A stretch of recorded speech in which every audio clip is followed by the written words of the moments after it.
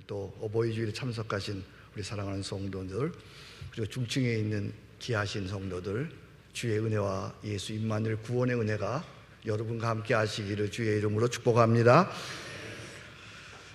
그동안 저는 에고에임이 나는 생명의 떡이다, 나는 세상의 빛이다, 나는 양의 문이다, 나는 선한 목자다, 나는 길이다, 나는 생명이다, 이런 주제로 말씀을 전했습니다.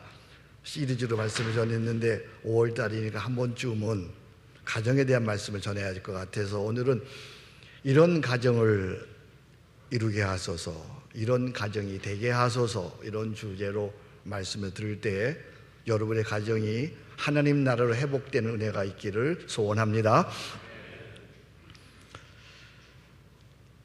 얼마 전에 아주 열심히 목회해서 상당한 성공을 이룬 한 후배 목사님을 만났습니다. 목사님의 관심은 온통 교회 부흥이었습니다. 어떻게 하면 교회를 부흥시킬까? 그의 모든 관심, 그의 모든 열정은 교회 부흥이라는 한 단어에 매여 있었습니다. 기대만큼 교회가 성장하지 않은 것에 대한 답답함도 있었고요, 또 안타까움도 있었습니다.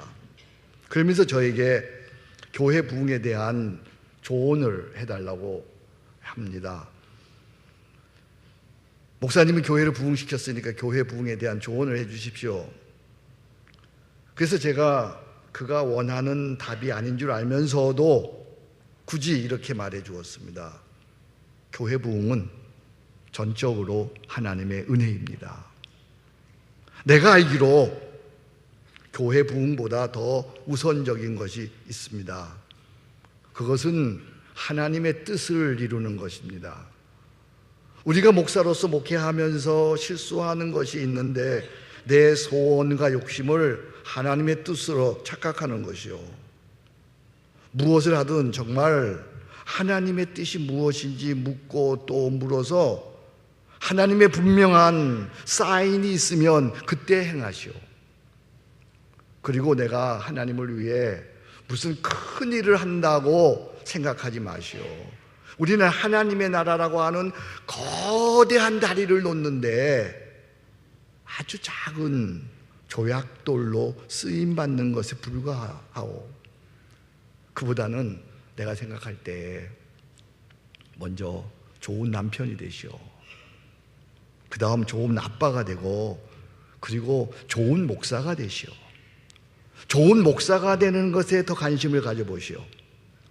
좋은 목사가 되어지면 그 다음 교회 부흥은 하나님께서 은혜로 주시는 것이 아니겠소. 교회 부흥에 매달리지 말고 먼저 좋은 목사가 되면 어떻겠소. 후배는 전혀 기대치 않은 대답을 듣고는 좀 멍한 표정이었습니다. 여러분 그렇지 않습니까? 좋은 남편, 좋은 아빠 안 되고 무슨 좋은 목사가 될 수 있는 것이며, 좋은 목사가 되지 않고 큰 교회에 엄청난 업적을 이룬다 한들 그것은 곧 무너질 모래성에 불과한 것이 아니겠습니까? 이제 여러분에게 묻습니다. 여러분은 어떻습니까? 여기 계신 아버지들, 여기 계신 남편들, 좋은 남편, 좋은 아빠 되시나요? 가슴에 손 얹고 한번 생각해 봐요. 난 좋은 남편인가? 난 좋은 아빠인가? 정말 좋은 가정을 이루어가고 있는가? 무슨 큰 일보다 먼저 좋은 남편, 좋은 아빠, 좋은 가정 이루어야 할 텐데, 그죠? 오늘 여기 계신 우리 아버지들 좋은 아빠, 좋은 남편, 좋은 가정 이룰 수 있기를 축복합니다. 세상에서 성공하여도 가정에서 불행하다고 한다면 그는 실패자입니다. 먼저 뭐부터 이루십시오? 행복한 가정부터 이루십시오. 행복한 가정을 이루는 것이 내 인생에 가장 중요한 거예요. 행복한 가정을 이루는 것이 내 인생의 가장 큰 성공이에요. 행복한 가정 하나 못 이루고서 무슨 큰 일을 해요. 오늘 우리 아버지들 이 꿈을 가지셨으면 좋겠어요. 행복한 가정을 이루고 말리라. 아멘. 이 세상에 많은 단체가 있지만 유독 두 공동체, 가정이라고 하는 공동체 그리고 교회라고 하는 공동체만 하나님께서 세우셨습니다. 하나님께서 이들을 세운 분명한 목적이 있죠. 하나님께서 기뻐하시는 가정, 하나님께서 원하시는 가정은 어떠해야 하는지 오늘 시편 127편 본문을 중심으로 잠시 생각하고자 합니다. 먼저 하나님이 원하시는 가정은 꿈이 있는 가정이에요. 식구들마다 하나님 나라 시민으로 합당한 자로 자라가게 하소서. 4절 5절 말씀을 함께 보겠습니다. 같이 읽습니다. 젊은 자의 자식은 장사의 수종의 하살 같으니 이것이 그의 하살을 통해 가득한 자는 복되도다. 그들이 성문에서 그들의 원수와 담판할 때 수치를 당하지 아니하라. 여기 하살이라는 단어가 나와. 화살은 반드시 관역을 향해 나라가 바르게 꽂혀야 합니다. 그렇지 않으면 살생무기가 되는 것이지요. 마찬가지로 우리의 가정과 자녀들은 하살과 같아서 분명한 꿈을 향해서 날아가야 합니다. 그렇지 않으면 하살처럼 이웃과 사회를 해치는 무기로 돌변하고 마는 것입니다. 우리의 꿈, 우리의 소망, 우리의 비전, 그것은 결코 세상 사람들이 생각하는 소유가 아니에요. 성취가 아니에요. 성공이 아니에요.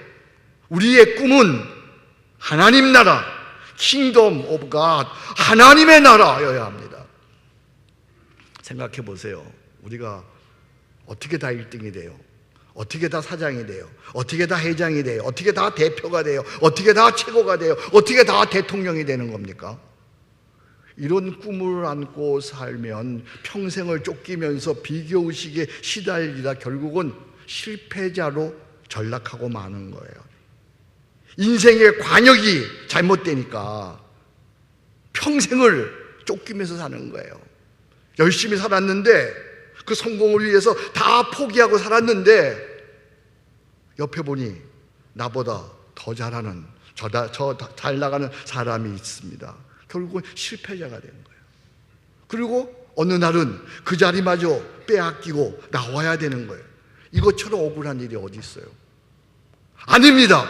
우리들의 식구들이 무엇을 하든 그곳에서 하나님 자녀로서 하나님 시민의 긍지를 가지고 나에게 주어진 가업을 잘 감당해야 되는 거예요. 두 가지 태도가 필요해요. 하나님 나라 시민으로서의 긍지를 가지고 내가 그 자리에서 나의 주어진 가업을 잘 감당하려면 두 가지 태도가 필요해요. 하나는 무엇에든지 사랑받을 만하게, 또 하나는 무엇에든지 칭찬받을 만하게. 여러분 한번 생각해 보세요. 여러분들이 하나님 나라 시민에서 무엇을 하든 어떤 직책을 가지고 있든 나는 무엇에든지 사랑받을 만한가? 나는 무엇에든지 칭찬받을 만한가? 생각해 보세요. 사랑받는다는 것과 복받는다는 것은 내가 하기 나름이에요. 사랑받으려면 온유와 겸손이 있어야 돼요. 내가 많은 일을 한다고 사랑받는 게 아니에요. 많은 일을 하면서도 온유와 겸손이 겸비돼야 돼요. 칭찬받으려면요, 칭찬받으면 절대 여기서 그건 충실이에요. 충실. 제가 충실이라는 단어 좋아하죠. 충실 속에는 부지런함이 있어요. 충실 속에는 정직이 있어요. 충실 속에는 충성이 있는 거예요. 무엇에든지 사랑받을 만하며 무엇에든지 칭찬받을 만하면 그럼 오케이! 그러면 하나님께서 나머지는 때가 되면 높여주실 줄로 믿습니다. 그래서 마태복음 6장 33절 아주 중요한 말씀입니다. 너희는 먼저 그의 나라와 의를 구하라. 그리하면 모든 것을 너희에게 더하시리라. 아멘. 우리의 꿈은 하나님 나라예요. 하나님 나라. 성공이 아니랍니다. 어디에 있든지 칭찬받을 만하며 사랑받을 만한 사람으로 하나님 나라를 이루어갈 때 그런 인생의 진정한 성공자요, 하나님 나라 가정을 세우게 될 줄로 믿습니다. 첫 번째, 꿈이 있는 가정을 이루어 가십시다. 두 번째, 복이 있는 가정입니다. 식구들마다 하는 노동의 수고가 사랑의 떡이 되는 형통이 되게 하소서. 오늘 1절 2절 말씀 우리 함께 읽습니다. 여호와께서 집을 세우지 아니하시면 세우는 자의 수고가 헛되며 여호와께서 성을 지키지 아니하시면 파수꾼의 깨어 있음이 헛되도다. 너희가 일찍에 일어나고 늦게 누우며 수고의 떡을 먹음이 헛되도다. 반복되는 단어가 뭐예요? 헛되도다. 세상의 큰 복 중의 복, 행복 중의 행복. 나의 수고가 헛되지 않는 거예요. 수고하는 대로 열매를 맺는 거예요. 일하는 대로 결실하고 수고하는 대로 열매 맺는 기쁨, 그것이 행복이에요. 누가복음에 보면 예수님께서 새벽에 베드로가 고기 잡는 바다로 나가십니다. 밤새 그들이 고기를 잡았지만 빈 그물입니다. 그때 예수님께서 깊은 곳에 그물을 던져라 말씀하십니다. 베드로가 그대로 합니다. 그러자 고기를 많이 잡아 2배 가득 만선이 됩니다. 그날의 베드로의 수고에 대해서 성경은 이렇게 흥미있는 표현을 합니다. 누가복음 5장 6절 그렇게 하니 고기를 잡은 것이 심히 많아 그물이 찢어지는지라 물어봅니다. 그물이 찢어졌다는 거예요? 안 찢어졌다는 거예요? 찢어졌다는 거예요? 안 찢어졌다는 거예요? 안 찢어졌다는 거예요. 그물이 찢어질 만큼 고기를 많이 잡았다는 거예요. 여기서 신앙의 중요한 공식이 하나 나옵니다. 나의 수고에 하나님이 함께 하시면 형통이 되고 나의 수고에 하나님이 함께 하지 아니하시면 헛수고가 된다. 아멘. 나의 수고에 하나님이 함께 하시면 뭐가 되고? 형통이 되고 나의 수고에 하나님이 함께 하시지 않으면 뭐가 된다? 헛수. 무엇을 하든 하나님이 함께 하시면 형통이 되는 줄로 믿습니다. 제가 아는 한 목사님은 자신의 생을 돌아보면서 이런 말씀하세요. 내 실력과 내 수고는 별것 아닌데 하나님께서 함께 하셔서 내 인생에 분에 넘치는 열매를 맺게 하셨습니다. 이야, 얼마나 멋지고 아름다운지. 내 수고와 고생은 별것 아닌데 하나님께서 함께 하셔서 내 인생에 분에 넘치는 열매를 맺게 해주셨습니다. 어떻습니까? 여러분의 수고에 비해 가분하게 열매를 맺었습니까? 아니면 헛수고만 했습니까? 여러분 한번 생각해 보세요. 내 인생을 생각해 보세요. 내 수고와 노력에 비해 하나님이 너무 가분하게 열매를 맺게 해주구나. 아니면 나는 수고하고 애쓰고 고생하고 죽도록 노력했는데 헛수고했구나. 여러분 어디예요? 여러분의 수고에 하나님이 함께 하심으로 형통의 열매가 있기를 주의 이름으로 축복합니다. 그러려면 내가 먼저 하나님과 함께 있어야 합니다. 내가 하나님을 섬겨야 합니다. 내가 하나님을 따라야 합니다. 내가 하나님과 동행해야 합니다. 내가 하나님과 함께 있어야 합니다. 그러면 하나님이 나와 함께 하십니다. 창세기에서 요셉을 이렇게 소개합니다. 잘 보세요. 여호와께서 요셉과 함께 하심으로 그가 뭐가 돼요? 형통한 자가 되어 범사에 형통하게 되었더라. 하나님이 함께 하시니까 형통한 존재가 되고 손대는 일마다 잘 되는 거예요. 이처럼 우리의 식구들이 다 하나님이 함께하는 형통한 자가 되기를 축복합니다. 할렐루야. 세 번째예요. 한 단어씩. 첫 번째 뭐가 있는 가정? 꿈이 있는 가정. 두 번째 뭐가 있는 가정? 복이 있는 가정. 세 번째 뭐가 있어야 될까요? 세 번째, 쉼이 있는 가정이에요. 식구들마다 세상의 유혹과 경쟁에서 참 평안을 누리게 하소서. 2절에 있는 말씀입니다. 그러므로 여호와께서 다 같이 읽습니다. 사랑하는 자에게는 잠을 주시는도다. 사랑하는 자에게는 뭘 주시는도다. 그렇다고 예배 시간에 잠자면 안 돼요. 사랑하는 자에게 뭘 주시는도다. 잠을 주시는도다. 이는 사랑하는 자에게 언제 어디서든 잠잘 수 있는 평안을 주신다는 말씀입니다. 세상은 온통 유혹과 생존 경쟁으로 가득합니다. 시도 때도 없이 우리의 식구들은 세상의 온갖 풍파, 죄의식, 비교의식, 실패의식, 시기와 질투, 속상함, 배신감, 두려움의 풍파에 시달리고 요동치고 있습니다. 제 방에 오시면 그림이 2점 있습니다. 그 중에 한 그림을 오늘 여러분에게 소개하겠습니다. 이 그림은 제목이 바다야 잔잔하라 라고 하는 그림입니다. 막 파도가 일고 있습니다. 파도가 일고 있습니다. 주님이 그 파도를 향하여 바다야 잔잔하라 라고 하시는 말씀입니다. 온갖 세상의 풍파가 몰아치고 어려운 일을 당할 때에 우리들은 막 요동합니다. 온갖 죄의식으로, 온갖 억울함으로, 온갖 속상함으로, 온갖 배신감으로 막 요동합니다. 그때 주님께서 말씀하십니다. 바다야 잔잔하라, 내니 두려워 말라. 어때요? 주님이 여러분에게 말씀하시는 것 같으잖아요. 그죠? 우리의 자녀들이, 우리의 식구들이 크고 작은 세상의 일에 어려움을 당할 때에 서로가 믿음으로 일깨워주고 서로를 위해 기도해주고 서로를 위해 격려해주고 서로를 사랑해줄 때 우리의 자녀들은, 우리의 식구들은 가정에서 참 평안을 얻게 되는 줄로 믿습니다. 주님은 말씀하십니다. 평안을 너에게 끼치노니 곧 나의 평안을 너에게 주노라. 내가 너에게 주는 것은 세상이 주는 것 같지 아니하느니 너희는 마음에 근심하지도 말고 두려워하지도 말라. 가정에서 모든 식구들이 이 주님의 평안을 누리는 그런 가정 되기를 주의 이름으로 축복합니다.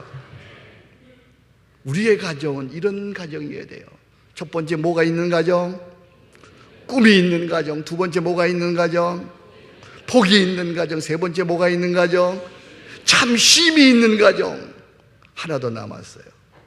네 번째는 향이 있는 가정, 향기가 있는 가정.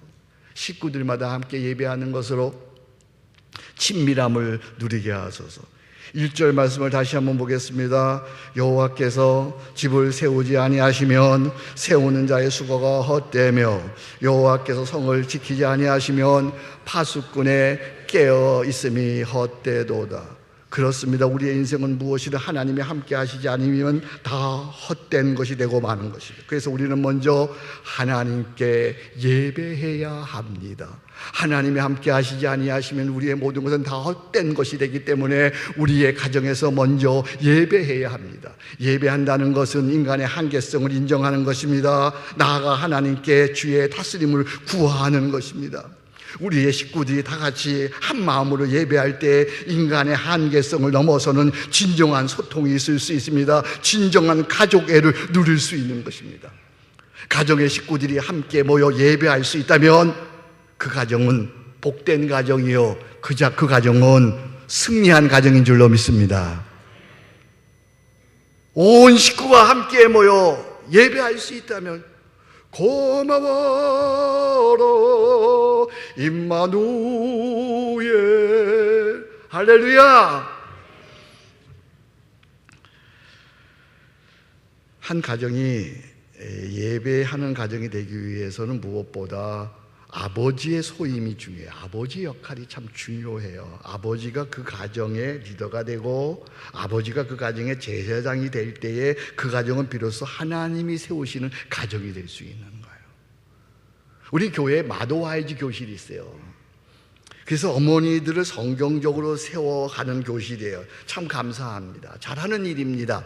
어머니들이 성경적으로 세워지는 일이 참 중요한 일이죠. 그러나 마더와이즈의 꿈은 아버지를 믿음으로 세우고 아버지들을 가정의 제사장으로 삼는 일이에요. 그러니까 아버지들이 믿음으로 세워지고 아버지들이 가정의 제사장이 되지 않으면 그 가정은 하나님 나라로서 역할을 감당할 수 없는 거예요. 그래서 아버지가 한 가정의 리더가 되기 위해서 저는 오늘 우리의 몇 가지 성경적 지침을 얘기하려고 해요. 아버지가 믿음의 리더가 되기 위한 성경적 지침, 아버지가 제사장이 되기 위한 성경적 지침이에요. 첫 번째는 아버지를 가정의 리더로 제사장으로 존중하십시오. 아버지를 결코 업신여기거나 무시하지 마십시오. 좀 부족한 부분이 있어도 아버지를 가정의 리더로 인정해 주십시오. 요즘 보면 걸핏하면 아버지들이 아내로부터 야단 맞는 남편들이 참 많아요. 그래서 야단 맞는 것을 취미생활로 한다 그래요. 그런 자조 섞인 농담들을 아버지들이 해요. 아세요? 나는 마누라에게 야단 맞는 것을 취미생활로 한다. 제가 이런 얘기하니까 우리 목사님이 집에서 야단 맞는 모양이다 생각하실 것 같아요. 천만에요. 저는 집에서 격조 있는, 예의 있는 조언을 듣습니다.